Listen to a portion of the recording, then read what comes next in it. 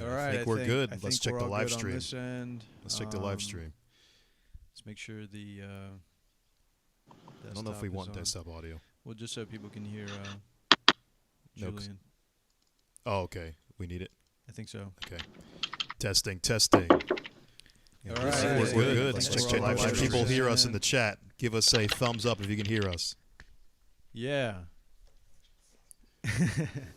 I think it's there's a little bit of an input lag, but I think we're all good, right? Yeah, we got like I'd say like around a 60-second or so. Yeah. I'm gonna go ahead and Julian, I'm gonna go ahead and just look on YouTube real quick just to test it out, because this is our real first, Gotcha. Our second live stream, but I want to make sure it's all good. Our first live stream using OBS. Gotcha. Yeah. But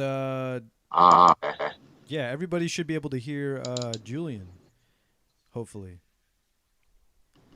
So we're good. Let's see if we hear Julian though. Yeah. Okay, yeah, we do. All right, it's all good. Baby. Julian, good to see you, man. Golden. CL2. Yeah, it's been a while since What a we time last saw you. Now you're like famous, man. Yeah, dude. Yeah. It's crazy. Like you guys caught me right before the climax and just everything just took off. It's so true, man. It's been wild. Yeah, so I guess let's do a little intro, though. Yeah. So for our audience and everybody out there, this is Julian Bass, the Julian Bass, as his moniker goes. And I'm sure you guys recognize him from some videos he's done on TikTok. He was on Good Morning America, I think back in July, right, Julian? And Yeah. And then also, he's the man of the hour right now. So give it up for Julian Bass. Yeah. So Hollywood, look at us. Recognize talent. You know what I'm saying? Yeah, Julian was given the. I think. Sorry, go ahead, Julian. Look, you guys caught it. You guys caught it. I mean, you guys have the eye for it. There we go. For it there. So. Yeah, man. So. It's the magic touch. Yeah. So Julian, how's the success been treating you, man? I know you got signed recently with ICM, I want to say. Yeah. I mean, it's been treating me great. Been busier than I've ever been. But it's like the fun stuff that I like to do. It's just been crazy. Just like so I've had like a lot of meetings and things, and it's just been kind of nonstop. But I've like. Met people I've looked up to for a long time, and just people I never thought I'd get a second to say something to. It's just like everything happens so fast, and then ICM is super awesome. And they just set up all this stuff, like just really teed it up. And all I had to do was just swing the bat and just knock it out the park. So I'd say like one of the biggest things that we started off doing right was doing like a lot of brand stuff. So doing the promo for the boys and everything was just super, like that's when it started hitting me, like wow, I'm really doing this right now. It's crazy. Just a year ago, I made the A-Train costume as a fan, right. And now I'm getting to use it to like promote the show that I'm super in love with. It's crazy. Yeah. That's awesome, man. So, yeah, we got a bit of a delay here. I was trying to count to see how much time we have. But we'll try to be really strategic about how we ask you questions here, Julian. Yeah. But, yeah, man. Gotcha. So, yeah, you said you were able to meet some people who, you generally didn't think you would be able to meet. Like, give us some examples. Who are some of the people that you got to see, actually? Or can you say, did you sign an NDA or something? There's a couple of NDAs that I had to sign, so I can skip over those. But I had like amazing meetings with folks over at Marvel. Louis Despacito. He is amazing. There's people. I met John Boyega. Had a call with him. And he's someone who like especially like with especially with like everything that happened. Surrounding the initially when all the protests and everything, and I remember seeing him. He was telling a speech. It was like a huge, this huge thing. Like he was just loud and energetic, and I was like, God, I love John. He's amazing. And then getting to meet him face to face was great. And he's had some crazy things happening on going on the up and up for him. Meeting with J.J. Abrams, things like that, like amazing, mind-blowing stuff, like mind-blowing. And even just a quick second to be like, hi, thank you for just taking the time. It's been insane. That's all I can say. It's crazy. That's so cool, man. How are your parents and your friends treating you now? Now that you're like rubbing elbows with like some bigwigs out here. I mean, everything's pretty much been the same. Like you always get like stories. You always see like stories about like, people are gonna switch up on you, and they're gonna be like, oh, Julian, can you put me in this? And it's like I hadn't experienced any of that really. Like everybody, they'll say people have come out of the woodworks and like congratulations, but it's never been anything nefarious. I think that's also partially like just who I surround myself around, just good people, But yeah, it's been pretty much the same. I'm still me, they're still them. So thank God, I don't have sort of that mob, That's so good. That's good. Yeah, good. Yeah, it sounds like you cultivated a good group then around you, which is a very good thing to do, especially at this time in your life, I would say. So, good job. Yeah. And I guess to further on this this whole train, Julian, have you been able to take part in any other projects recently that you can actually, I guess, talk about? He's like, I can't talk about anything. It's see what he actually can talk about, right? Yeah.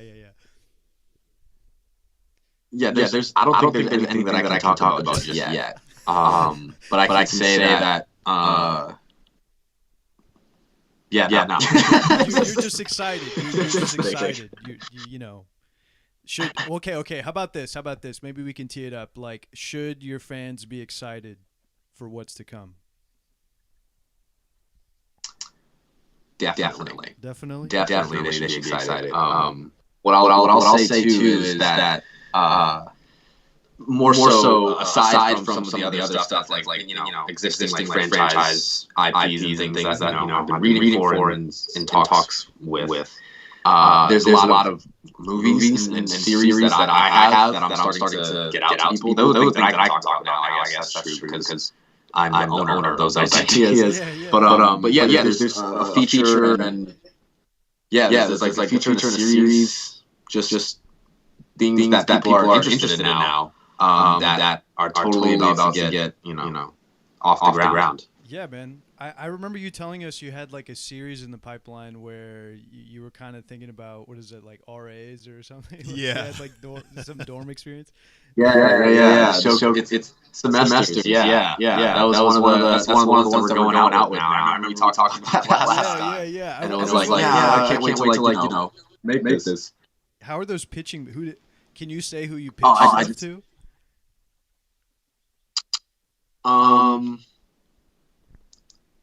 Well, so we haven't done like true hard pitches yet, but we've sort of like when I'm saying we've had like a million meetings, been like just so many. But we have soft pitched it to several people, and sort of got it out there. We have like a project deck and the show Bible for it. So like these are materials like right now. I think this week we're gonna start going out like starting to hard pitch and send a lot of these materials out to these people. Okay. There's just been a tremendous interest, and so I think. From that, just knowing how things are going, there's a home for it really soon. So nice. It's coming together. Awesome. Very cool. Julian, can I ask you to blink twice if you're going to be Miles Morales? No, don't say it. Don't do it. Don't do it. I'm gonna hold my resolution now. Yeah. He's I just had to try it. Just for the record, Disney, if you're watching this, or Disney's agent, he's trolling. Terrence is a huge troll. No, we can't get Julian in any trouble. Yeah, we can't. But that's so cool, man. So, Julian, are you going to still keep up with the TikTok, man, or are you like, I'm on to bigger, better things now? Well, I have to stick with TikTok for a bit. I have to let them know that I'm still around. I'm still fight for the little guy. But I think like it's not going to be primary. I'll say. I mean, here I got my black TikTok, stuff, and they gave me a freaking Hydro Flask. I got a flash TikTok merch real quick. But yeah, I don't think I'll ever leave TikTok behind completely. Even if I think there's a world where I'm behind the camera on a movie or in front of it, and my TikTok sort of transitions to sort of exclusives and behind the scenes and my thoughts on certain things as well. Where it could be like that perfect blend. Like who was the guy who directed Shazam? He has a YouTube channel. He talks about behind the scenes stuff via his YouTube channel. Yeah, I'm not sure who it is, honestly. What about him? I just think that, but that's like sort of the model I think that I could move to, to sort of bridge that gap. So for those people that don't know, like what is that kind of style? What does that entail? Well, I think it's so what I do now is a lot of like I work with a lot of just the stuff I'm a fan of, right? Like doing like Spider-Man stuff and superhero stuff like that. And so I might have to like not encroach on that anymore. It's like that's one of the things too that could come up. It's like, hey Jules, you can't really use that anymore because since you're like in a deal with these people and just all this crazy stuff happening. And so I think what it looks like really is sort of just probably I'll be posting more frequently because it's not like, doing an edit for, a month or so because I'll be working on, some movie. But also just it would be more vlogish. Still try to maintain that high octane energy and then, I don't know, just sort of go from there. Okay. Right. Okay. All right. Cool. We had a little bit of a technical issue here, Julian, so we just had to fix that. There's an echo on your side, but Gotcha. But yeah, man. So Julian, I remember you saying in the past though that you were kind of more interested in acting, and it seems that most of your success nowadays has been attributed to your actual, VFX / filmmaking. Has there been any kind of a switch now that you've seen? Or for you personally, I guess. I mean, not really yet.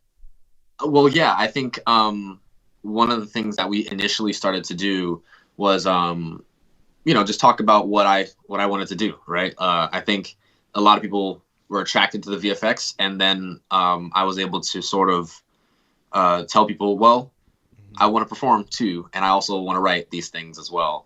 I've had one meeting with people from the VFX side of things, which is great because that's something I never want to lose. But I think I've made it clear enough that I don't want to be like behind the computer forever, just doing VFX. Like I did it really just sort of out of a necessity at this point, to just sort of perform at my best, and so that's what people are seeing. I think we've hit everything at the same time too.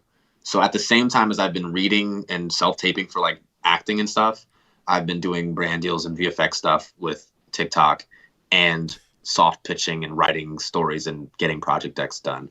So it's all of these things at the same time coming together. I don't think I'm missing a beat at all. Dang. Wow. Julian, the Renaissance man, truly. Yeah. Dude, you sound like you've been super busy. Yeah. Like. So Julian, are you even in school anymore, man? Yeah. Do we lose his sound? So I'm actually taking this semester off. Yeah, I figured. For school. I figured. It would make sense. Yeah. I mean, and especially with like the whirlwind of COVID-19, a lot of my friends and everyone who I was speaking to, they're like, oh yeah, I'm taking off. And I'm like, well, I have that plus a plethora of other reasons here to just take a break. And part of the reasoning too is like, I could pay money to go to a school to get the career that I have right now that I've sort of fostered for myself, or I could just give it a sec and then, go back to school when I have to, or, when I need to, because it'll always be there. It'll always be an option. Yep. And it's always important that that's an option.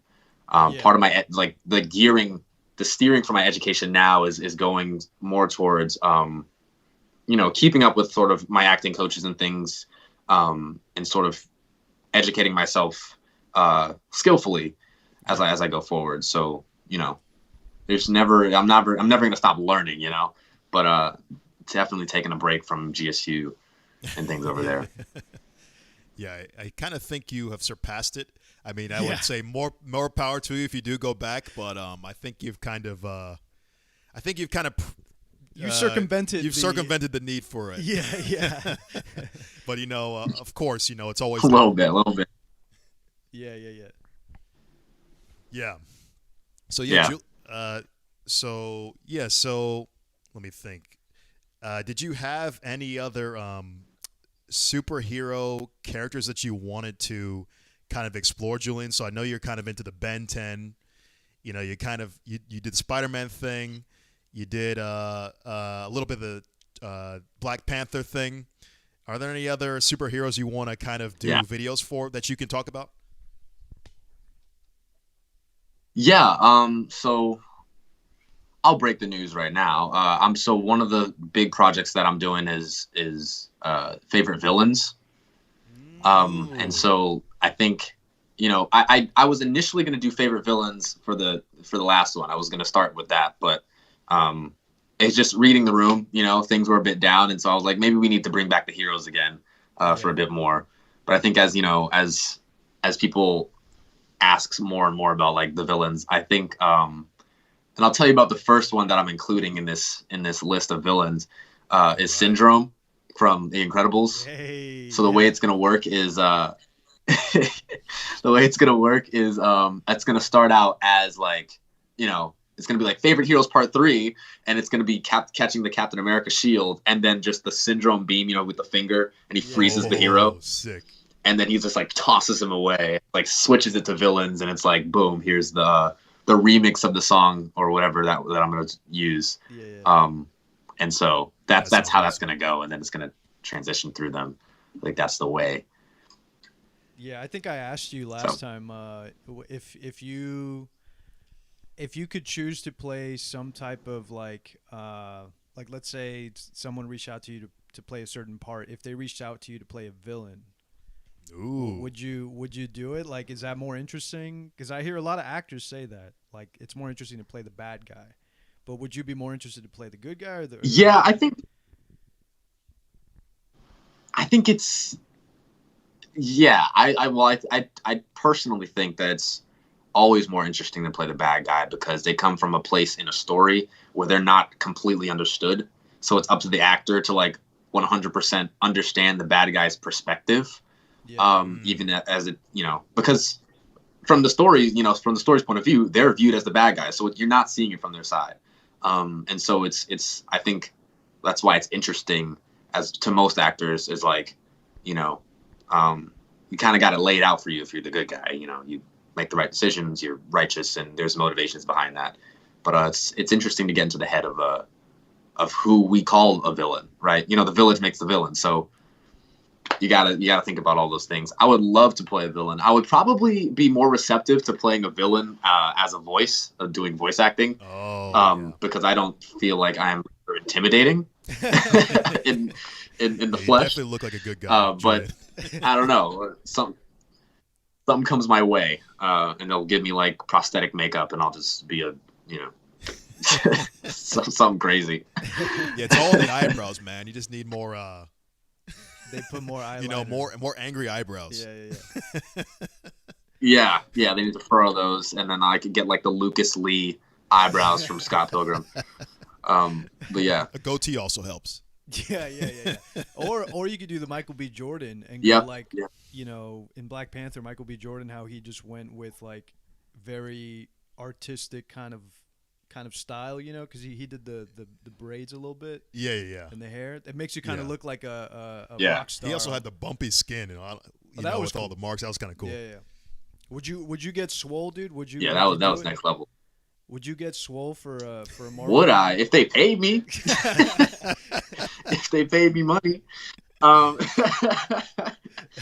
mean, I think like I don't really work out much, so I mean, this is a very baggy outfit. I think I'm fit enough to do certain things, but if they asked me like, "Hey, Julian, you got 6 weeks. We need you to get to beef up," I would do it. I would be like, "Yeah, Isn't that what people want?"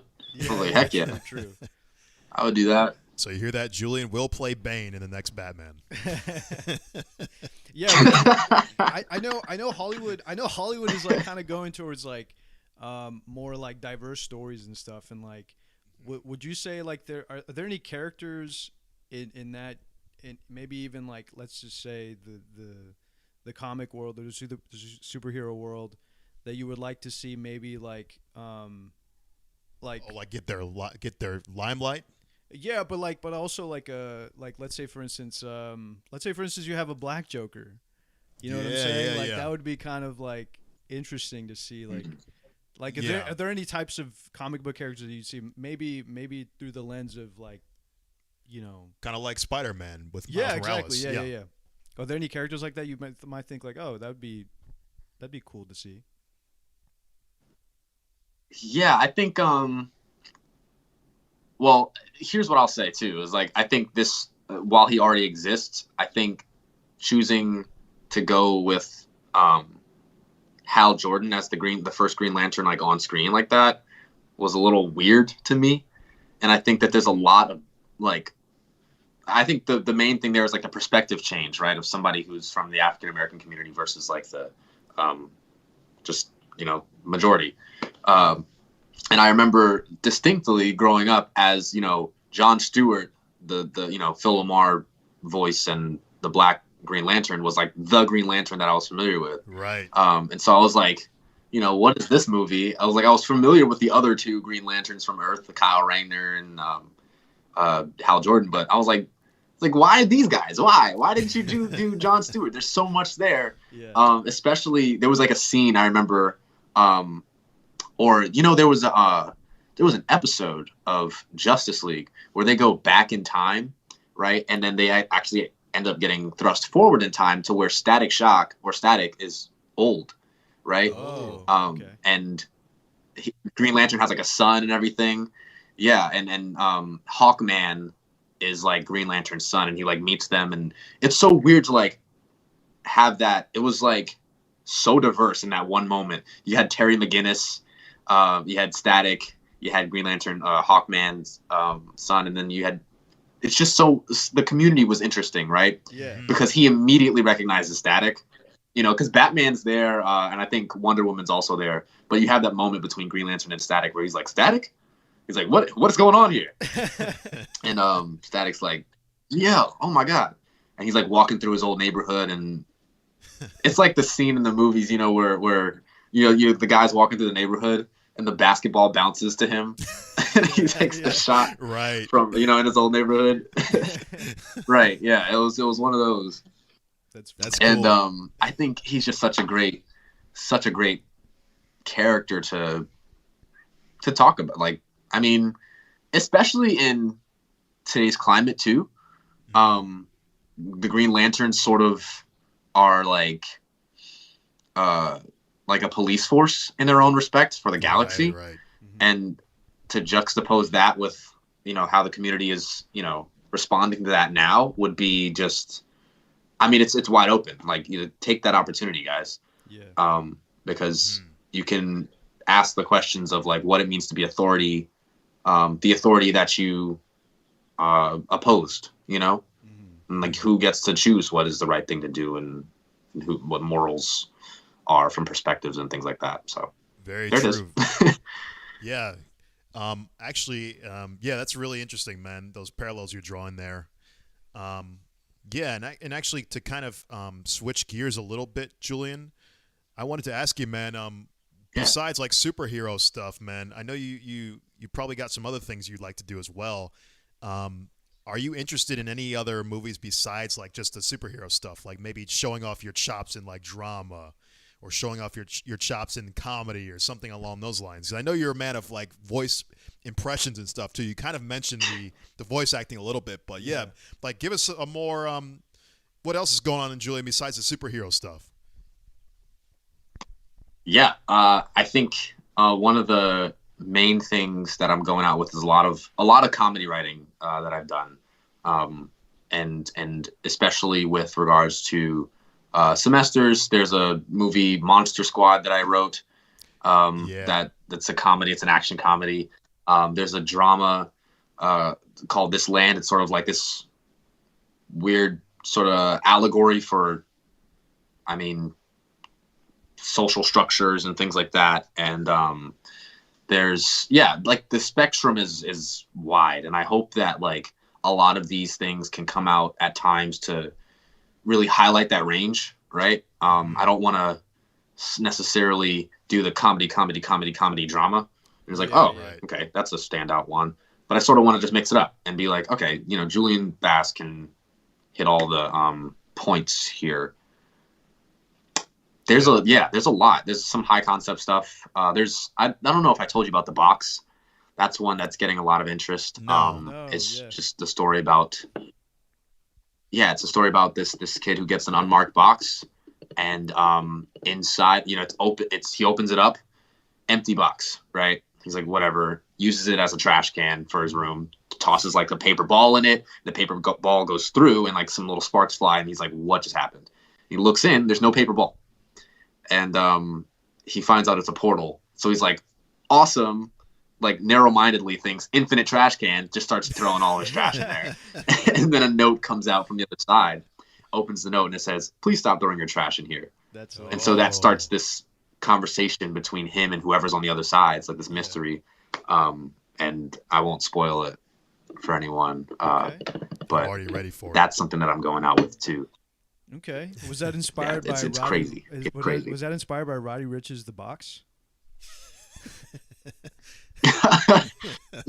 No, I don't think so. Okay. I don't think in any part of the story he puts a stick in the box.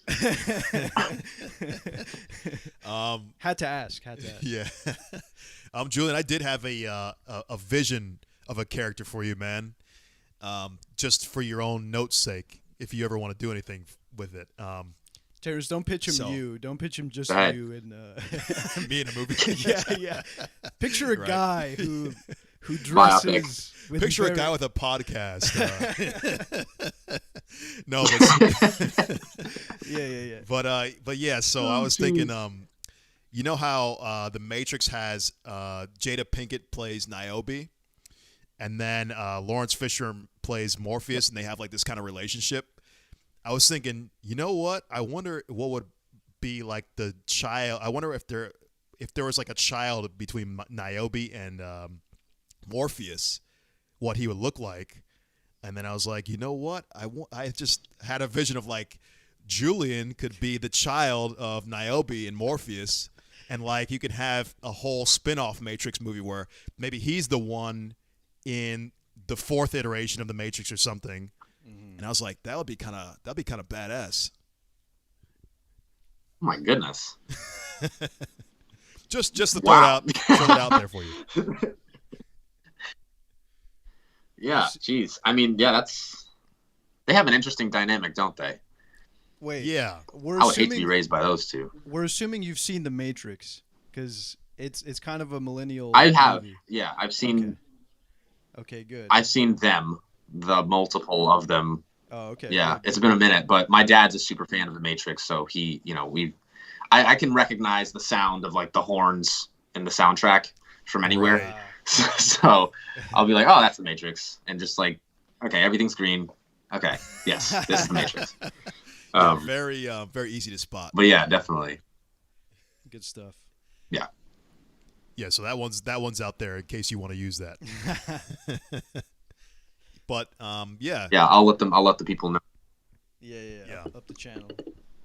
Once he obtains the IPs to use Matrix characters. Right. Now, Julian, have you? So I know you've done some kind of longer films in the past, or I guess short films still.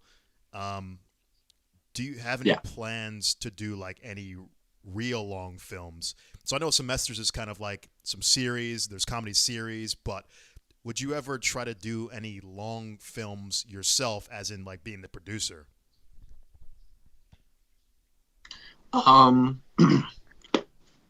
Maybe. It depends on, like, I think one of the things that is coming through, we've been discussing certain deals with them who will not be named.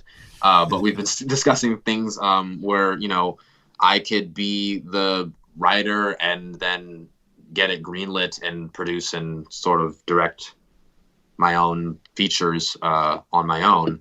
And then there's, of course, the stuff that we're going out with. But I mean, the shorts, so what I'm mainly doing now is sort of focusing on using shorts as proofs of concept so that I can, you know, sell some ideas and get people to buy in.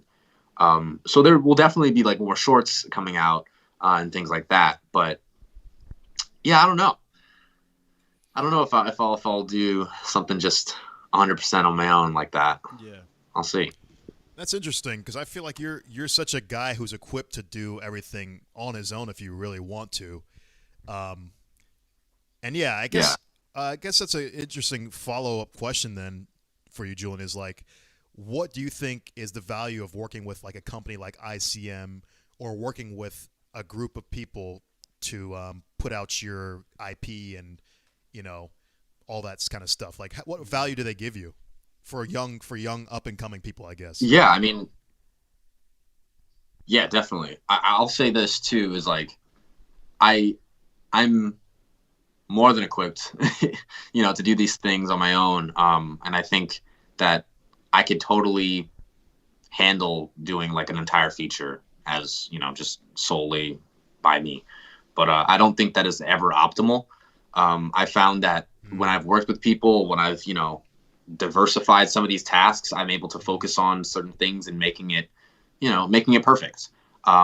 Especially with things like the pitch and some of the other shorts that I've done prior. I remember there was like an instance where there was a film fest that I was entering in, and I was like, you know what, I'm just going to do this one on my own. I'm not going to, you know, get anybody to help out, because I was like, I could do it.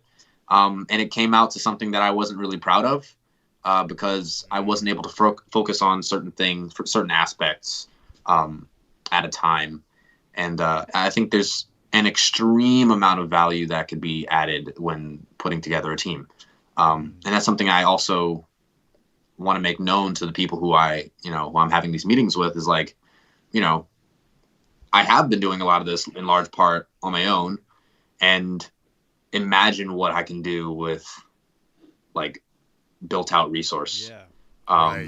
That isn't just like hardware. It's a team of people, you know, and being a leader in that space is, I think, super important. So I also want to make it very clear too that like when I'm doing like these TikToks and things too,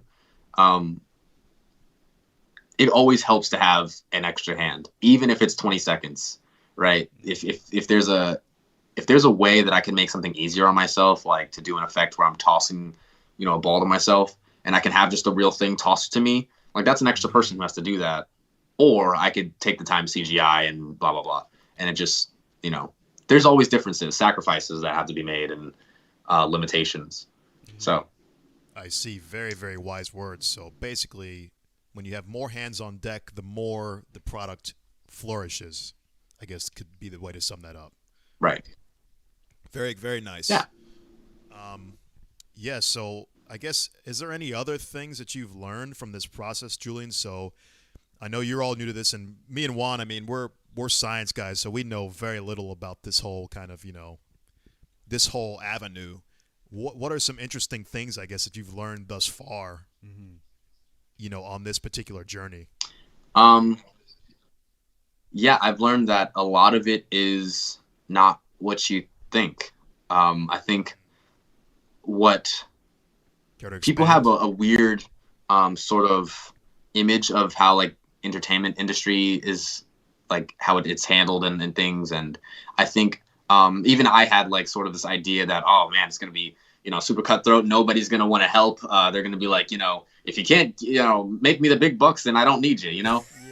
There's a business aspect to it that I think some people, you know, newly coming in might not be ready for, which is why some of them could be, you know, kind of struck and be like, oh, what? I guess they're only about the money, and I never get to make my own creative decision. And it's like, you got to know that it is a business in the end of the day, but also no, like there's not that many nefarious people and bad deeds and things happening. It's probably like, we probably think that because that's what makes a headline, right? Right. I mean, when somebody does the wrong thing, it's a huge Hollywood breakout, breaking news. But everybody I've met has been super gracious, super helpful. You can tell, like, the people who are creatives just want to create and sort of like roll their eyes at the business aspect of things, but they know that it has to be done. And that, it's not as scary as people make it out to be. I, of course, now, like, I'll say this too, have good support behind me. And so I don't want to speak out of line for, somebody who's going through this alone. It's something that you can't ever do alone. But I don't think you'll ever be left alone, just to, rummage for scraps and stuff. Like, there's people who will help you, who will look out for you. And you just got to make sure you foster those like relationships and make sure you build foundations off of those. And other thing I've learned is that you never stop getting sent things. And I need to find places to store stuff.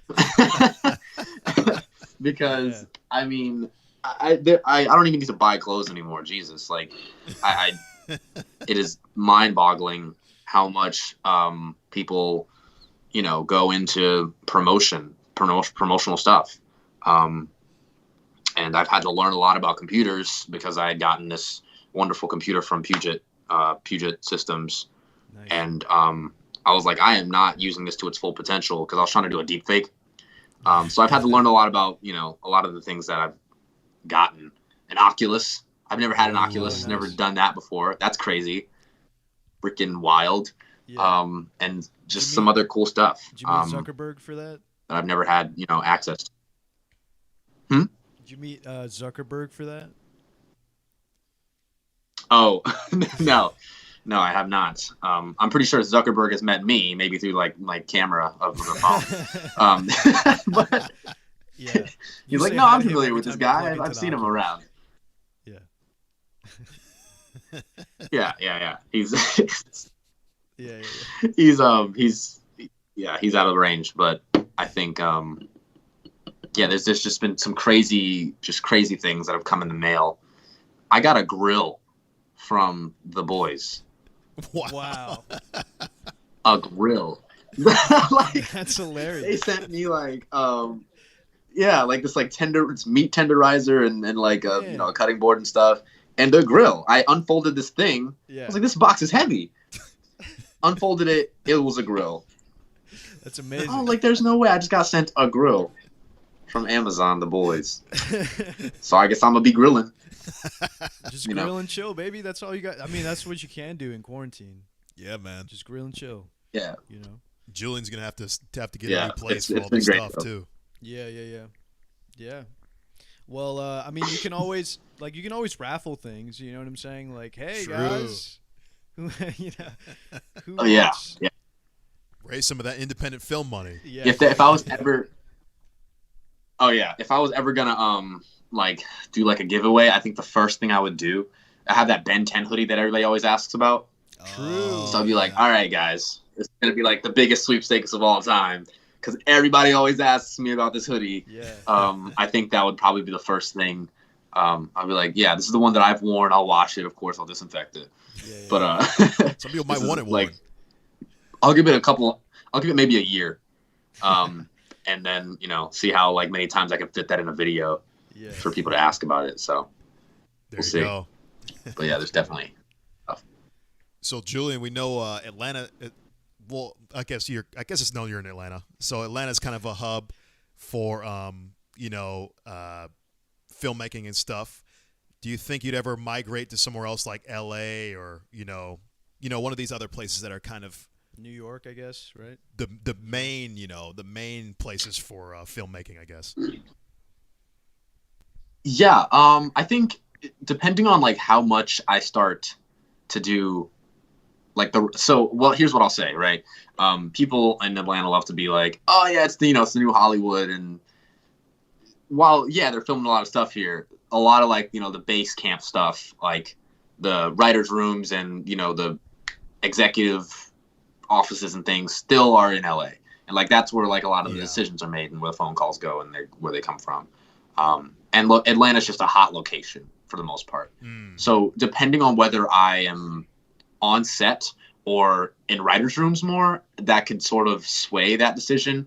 But for the most part, I mean, I'm never above traveling, so I think wherever I am, I'll be within range of everything. And I think now that Zoom and Skype and video calls and all this stuff is sort of second nature, it's going to be a lot easier to have these meetings and sort of meet with people without having to be there in person all the time. So I mean, things are changing. Who knows? Yeah, interesting. Have you met? I got a question because and also audience, just to fit this in here real quick, Juan. Audience, if you guys have any questions, sorry we've been neglecting the chat, but you guys leave your questions here. We see one from Jason Bass. I wonder if there's a relation. He said Julian does a great Bane. Yeah, leave your questions, guys. My father. So he's seen your Bane. Go. Yeah, that kind of motivates me to ask, because I know, you're sort of an impressionist and stuff, and have you met somebody that you can do an impression of yet? You make a real look, I don't want to be super particular about Mr. Boyega here, but we gotta hear it. One of the I was a huge fan of Attack the Block, right? And so even before Star Wars had come out with him in it, and so I had been familiar with sort of that voice, and so I hope he doesn't see this, but he gets on the phone, right? And I just never expect these accents. I didn't expect it, and he's like, he has that deep voice, right? He's like, yeah, man, I saw your videos on Twitter, and I think that you've got a really good thing going for you. And he's like, and he goes, what's one of the things he said? Oh, he's like, believe, man, believe, trust, and he's like, dude, that's big so facts, good. Big facts, man. Yeah, big. It's such, all those key words, and if I can nail that down, I think I'll be able to kill a John Boyega impression. Yeah. That's good but yeah, he's super, you got to have energy and sort of come from your diaphragm, and then just sort of just TH is an F. You can't say think. You got to think. I don't think that's where the brain is, right? I feel, man. Big facts. Trust, believe. But yeah, I'm a big fan of you. Saw what you was doing, and we should work together. Right? Nice. Together, right? Yeah, there it is. Yeah. I love it. It's a V. Right. Yeah, I love together. it. Yeah. I love the British locale differences for the accents, and nailed it. Oh yeah.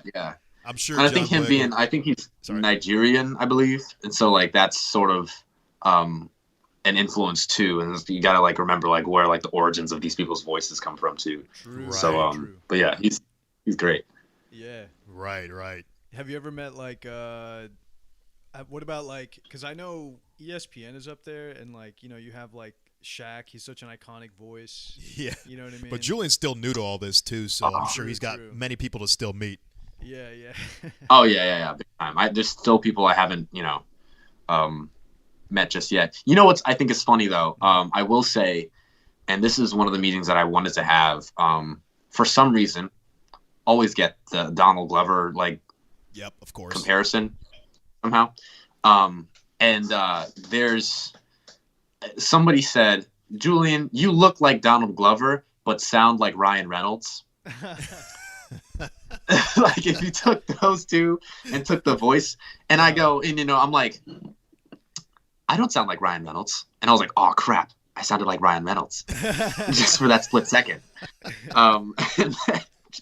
And just was just let me just recede into just defeat. I'm like, yeah, sure. Yeah. I sound like Ryan Reynolds. Fine. Yeah. But an yeah, interesting I had a observation. meeting with some folks over at his company, and yeah, that was interesting. That's cool. Yeah. And we just checked the comments. Shout out to Andrew Dodson. I don't know if you recognize that name, Julian. He's a physics YouTuber, but Nice. yeah. Somebody mentioned Spawn in the chat. Have you, like, Ooh, Spawn. Somebody said they need a new Spawn. Yeah. You familiar with Spawn? I Todd remember. McFarlane's Spawn? I remember the first Spawn. So Spawn was like around that Spawn Blade era, is what I kind of chalk it up to. Oh, true. For me, in terms of like black superheroes on screen. True. But yeah, I remember Spawn. I remember being scared of Spawn, and then sort of familiarizing myself with him later. Spawn, like, here's what I'll say too, is like super like artful. I think that's one of the things that, you know, if you do a Spawn movie, you have to think like almost think like Tim Burton a little bit.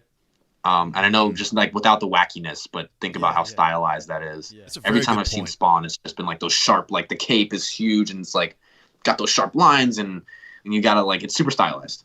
Yeah. That's one you can't ever overlook. But yeah. So true. I've always liked the idea of a Zack Snyder Spawn movie. Yeah, that would be pretty That seems like it would be right up his alley. Yeah. Like I could totally see that. Like clearly. Yeah, 100%. Yeah. Are there any like dream directors or like dream actors that you gotta meet in your time, Julian? Who's like on the top of your list? Like if you had to have a dinner, dinner with them. Jordan Peele, easy. Oh, Easy Jordan good Peele is like choice. right up there. And then throw Edgar Wright in there. I know those are very different people. And then to round out the top three, Taika Waititi. Oh, okay. Who was the last one? Taika Waititi. I'm not Taika Waititi, yeah. Yeah, the newest Thor movie. Oh, okay. Okay. Yeah. Yeah. Yeah, what's up. interesting. Yeah, he's in like he's having a career like just unlike any other. He's been in like he's kind of doing what I sort of want to do right now. It's like this is having fun with all these movies and then also being able to voice act and just act in some of these things. I don't know if I would go as far as to like play Hitler in my own movie, but I mean he did that. Yeah. he's just having a time, you know? Yeah. Crazy. Yeah, the green light to just do very creative projects. Yeah, he's had a lot of wiggle room for that. And I guess you know, Jordan as well, right? Like for sure. Yeah, I mean he comes from a comedy background, right? And then comes into like serious drama and like horror stories and stuff. Right. Yeah, he's really made his own way as well. Yeah, it's incredibly interesting like path to take. Yeah, one of my favorite directors, Julian, is Tarantino. Are you a fan at all of Tarantino's work?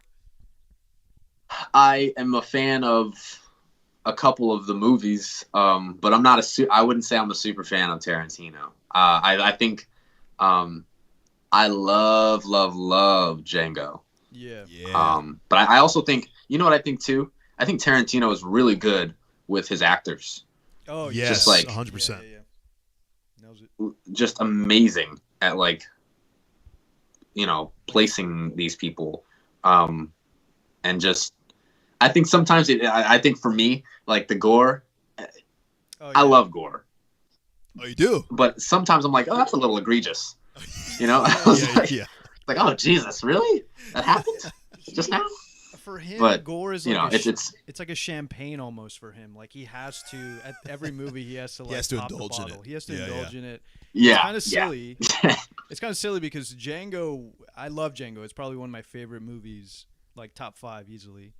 And just because the arc is so, like, just so good, just the whole narrative itself. Is really great. But I mean, just kind of going to a little bit of like the actor stuff.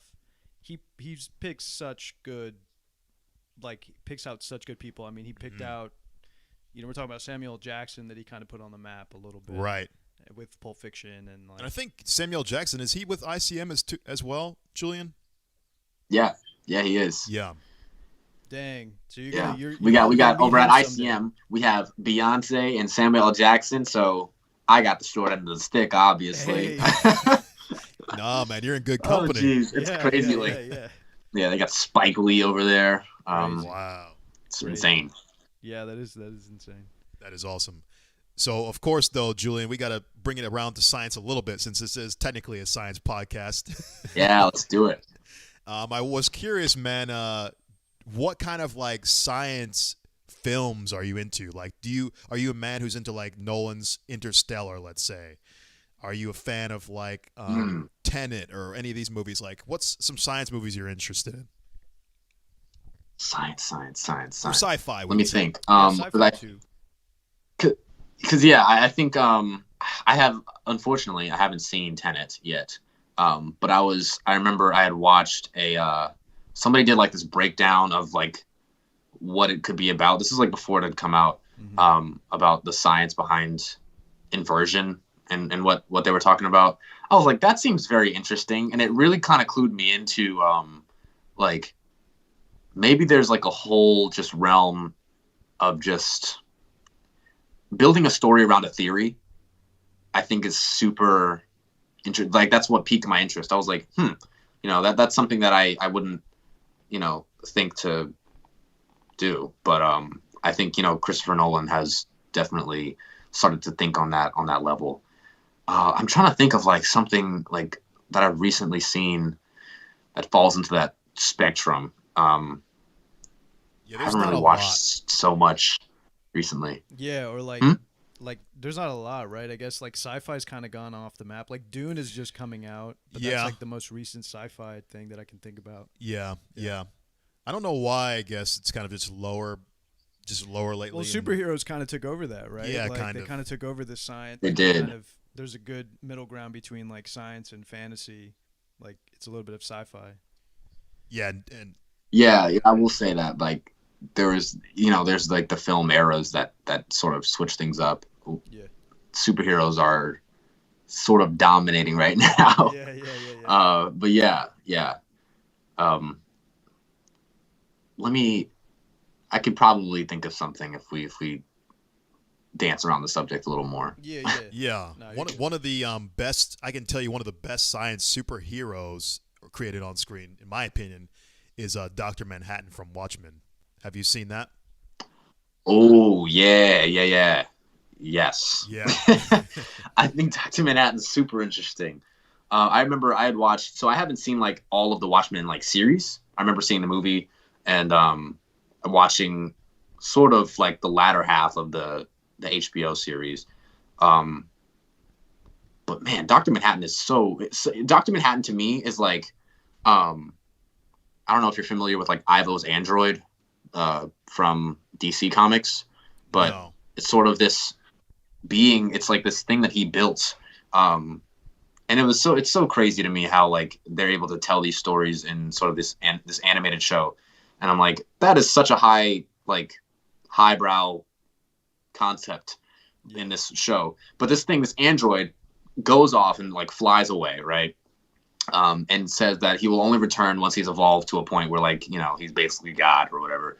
Comes back to Earth. They're like, that's Ivo's android, right? Like 2 seasons later, you already forgot about this thing and you see it and you're like, that's the android. They set up like 3 different like blockades with the superheroes. He wipes them all out in like a snap.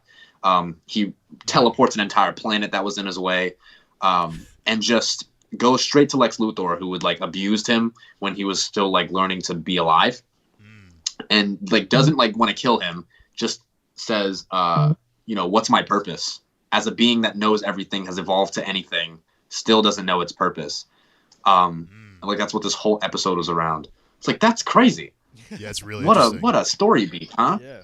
And I just imagine as a kid being like, oh, cool, Superman fighting, cool. Right. And totally like having that go right over my head.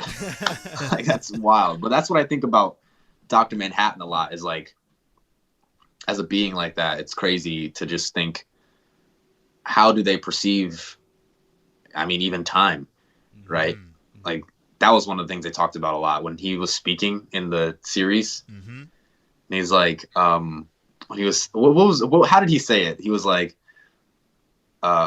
like 6 years from now, I am doing this, or like, yes, you did that like 20 years ago, Right? And it's like this happening right now. Wow.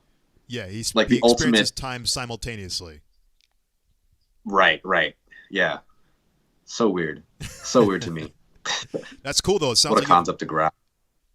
it's cool. It sounds like you definitely have an appreciation for the deeper science concepts in these superhero things though, which is one of the coolest things to me for sure. Yeah, I think I need to just spend my time, reading some more too, as I sort of gain more time, because like after like the whole avalanche of just things, I've sort of found some time to like get some R&R and just read into stuff. Right. A lot of the stuff that I've been reading though has been with regards to this computer in terms of like tech and just learning about what this thing even is. It's just a behemoth of a thing. Right. It's just so I could accurately do like a video talking about here's what the Puget Systems computer is here, and tell people like why this is optimal. I was like, what is the difference between RAM and VRAM? Like that's how dumbed down I was. Right. I was like, just didn't know like what, I was like, what's an NVIDIA RTX 2080 Ti? And I was like reading up on it. It's like, oh, that's the latest thing to ever just exist. Okay, sure. And it's just sitting here on the floor, just like as if it's nothing. But yeah, powerful stuff. That's awesome. I think there's a lot to be explored. Yeah, it's great. Nice. So you're getting up on all your technical chops now and putting names to things and. Yeah, big time. Maybe not as fun as I just learned. Sorry. Yeah, I just learned how to deep fake. Right. I can deep fake now. So one of the videos that I was doing involved deep faking Will Smith's face for like 2 seconds, and that's been insane. I think I could actually, you know what? I wonder if I could pull up on my computer and show you for like a quick sec what that looks like.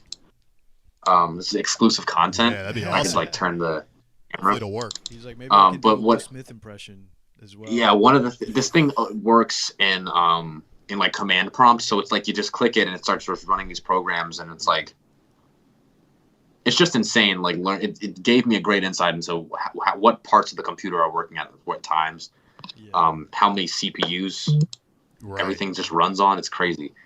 Let me go open recent project. So checking the comments, we got a commenter here who says Static Shock was a pretty amazing show as well.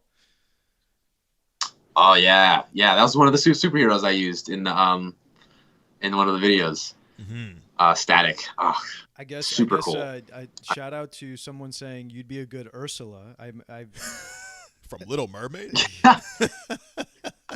They're just trolling now. No, they know that's a deep cut, right? I don't know. I think that's Ursula? Cut. Yeah, I think that's a deep cut. From what? From Little Mermaid, bro. Oh, maybe for that generation, but for us, for the millennials, that was our childhood. Yeah, Ursula, she's a trip. I know they're doing the Little Mermaid with Lin-Manuel Miranda. Yeah, he's writing all the music to it. But yeah, this is crazy. Look at this updating right now. Deepfakes are scary. I mean, I don't know they how are very you can pull scary. it off like deepfakes, because that's gonna be interesting. Actually, that's a very interesting. It's very topical for technology because, like it just allows you to be pretty much that actor or like kind of play that. Yeah, there's a lot of interesting stuff though because of the whole, training the network to actually be able to get all the faces, or I guess he has to give it a data set of as many faces, right, Julian? Right. And you have to. Yeah. So what you do? Yeah. What you do is you go through and here I'll try to make sure this like you could see this pretty well here. Let me see if I could turn that like that. Okay. Oh, yeah, can you see that? Oh my goodness. Can you see that at all? Yeah, we see That's it. Will Smith right there. Yep. Wow. He's like, you ain't never had a friend like me. So Oh, it's just wow. like that quick, like 2 seconds right there of Wow. him, saying that as my hand comes up and then comes back down. Me switching out like my face and things. Yeah. Right. But what you do, you gather like as many just what I did was I found like I just looked up Will Smith interviews, right? And just it will detect his face and it will align the face and everything. You just sort of take out all like the blurry stuff. It's very tedious to do that, but there's also programs that can run through it. And then you come out with about 5,000 facial images, and then it takes every frame of whatever it does here, and it trains the AI to sort of put all of these faces in all of these different directions and sort of match yours, and then come out with its own rendering, which you saw there with Will Smith saying that. I think one of the things too that's crazy about it is that it does a better job, and I've seen this from Corridor Digital. It does almost a better job than sort of like CGI renders of faces 100%. that you've seen in like movies and stuff, because it's like it's so hard to get like certain movements and things right around the face. The face is like so familiar to us that if something's a little off, it's uncanny, and that uncanny valley. But deepfakes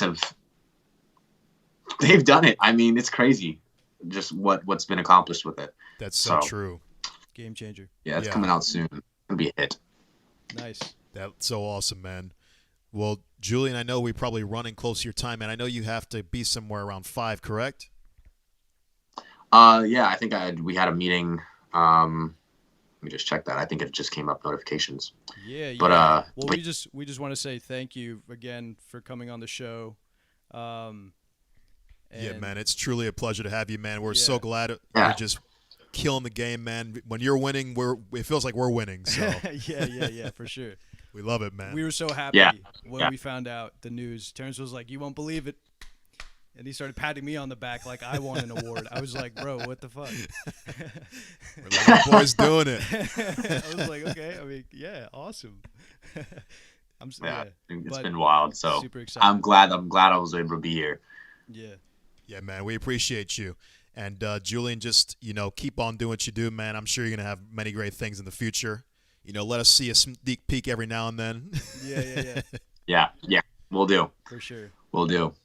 And are there any projects that you got for the for the fans that you might let them know, I guess something in the works to look out for? I would be on the lookout for this Will Smith video, along with there's going to be some like tutorial work with that. Adobe Max, the big Adobe convention, is coming up, and I'm an Adobe insider for that. So we have like this project that we're putting together with me and like all these people all around the world, all these creatives. So I think that's a big thing to look out for, is Adobe Max in the like intermediary.